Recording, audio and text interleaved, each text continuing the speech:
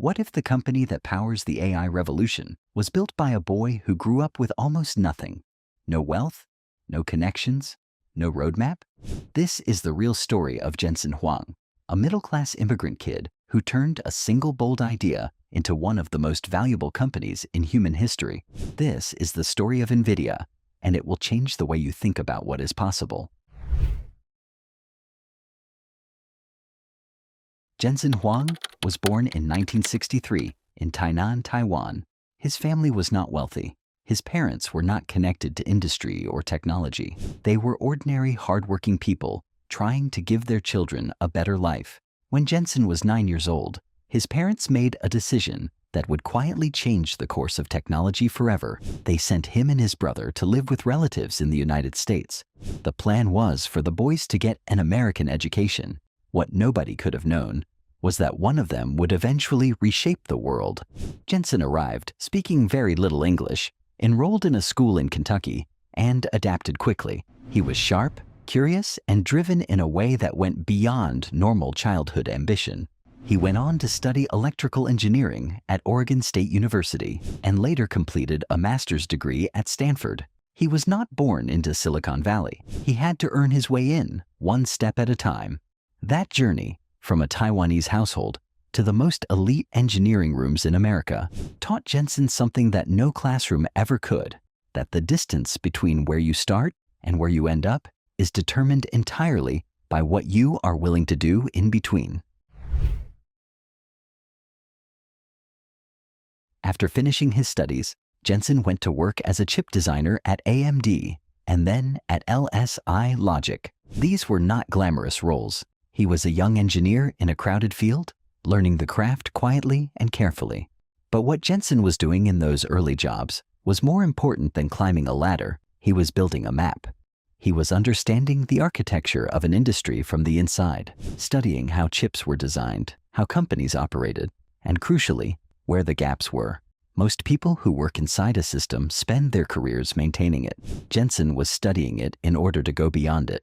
He was 30 years old when he sat down in a Denny's diner in San Jose in 1993 with two friends, Chris Malachowski and Curtis Preem, and drew out the idea for a new company. The restaurant was ordinary. The idea was not. They believed that the future of computing would be driven by graphics, by the visual demand of a world that was rapidly moving towards screens, games, and digital imagery. They called the company Nvidia, and they started it with borrowed belief and very little else.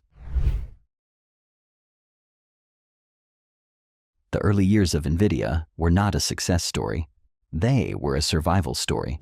The company's first product, the NV1, launched in 1995 and was a commercial failure. The technology was innovative, but it was built around a standard that the market did not adopt. Nvidia had burned through most of its funding on a chip that retailers were returning in boxes. Most companies in that position quietly closed their doors. Jensen did not. He made the hardest decision a founder can make. He acknowledged the failure completely, stopped defending what was not working, and pivoted the entire company. He bet everything that was left on a new architecture, a new approach, and a new product called the Riva 128. It launched in 1997 and sold 1 million units in 4 months. Nvidia had pulled itself back from the absolute edge of collapse. Think of it like a climber who falls near the summit, does not let go, finds a new hold, and keeps ascending. The fall was real, but the grip turned out to be stronger than the fall. In 1999, Nvidia introduced something that would permanently change the technology landscape, the GPU, the graphics processing unit. Before the GPU, computers relied on a single central processor to handle all tasks. Jensen and his team realized that graphics work, rendering images, calculating millions of pixels simultaneously, required a completely different kind of chip, one that could perform thousands of calculations at the same time rather than one after another. The GPU was built for parallelism, for doing many things at once. At the time, the world understood this as a gaming innovation. And it was. The GeForce 256 transformed what video games looked and felt like. But Jensen was already thinking much further ahead. He understood that a chip built to handle the visual complexity of a game could, in theory, handle the computational complexity of almost anything. That insight, made in 1999, would not fully reveal its genius to the rest of the world for another 20 years. Through the 2000s, Nvidia grew steadily, expanding its dominance in gaming graphics while quietly investing in something most people dismissed as academic curiosity: the idea that GPUs could be used for general scientific computing. In 2006, Nvidia released CUDA, a platform that allowed researchers and developers to use the power of GPUs for tasks far beyond gaming. Scientists began using it to model weather patterns, simulate molecular behavior, and process enormous datasets faster than had ever been possible. The world mostly ignored this. Jensen did not. He continued funding CUDA, continued building the ecosystem around it, and continued believing in a future that most people could not yet see. This is one of the most underrated chapters in business history: a leader who was willing to spend years and hundreds of millions of dollars on a vision that had no clear financial payoff in sight. Most companies are run by people who manage quarters. Jensen was building decades. Then came the deep learning revolution of the early 2010s, and everything changed at once. Researchers working on artificial intelligence discovered that training neural networks, the systems that power modern AI, required exactly the kind of parallel processing that Nvidia GPUs were built to do. In 2012, a team from the University of Toronto used Nvidia GPUs to win the ImageNet competition in a way that shocked the entire AI research community.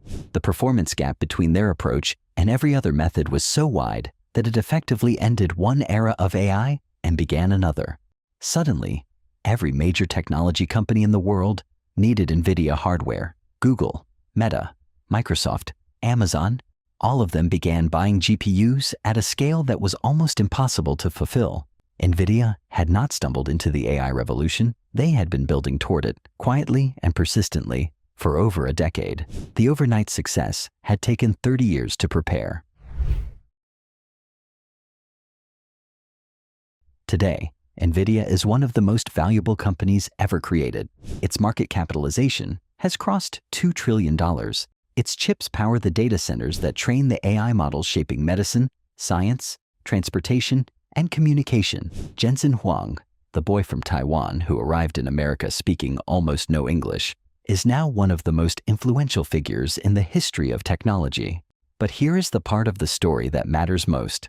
Jensen did not win because he was the luckiest or the richest or the most connected. He won because he built a culture of long-term thinking in a world obsessed with short-term results. He won because he treated failure as information rather than defeat. He won because he had the courage to bet on a vision before the world could see it, and the patience to keep building until the world caught up. Nvidia was not built by circumstances. It was built by choices, made quietly, consistently, and with absolute conviction over 30 years. The next time you feel like your starting point is working against you, remember Jensen Huang in that Denny's diner in 1993. No funding, no guarantee, just a belief and a willingness to build. The world's biggest companies are not always started by the most privileged people. Sometimes they are started by someone who simply refuses to stop. If this story moved you, hit like, subscribe, and share it with someone who needs to believe in their own beginning.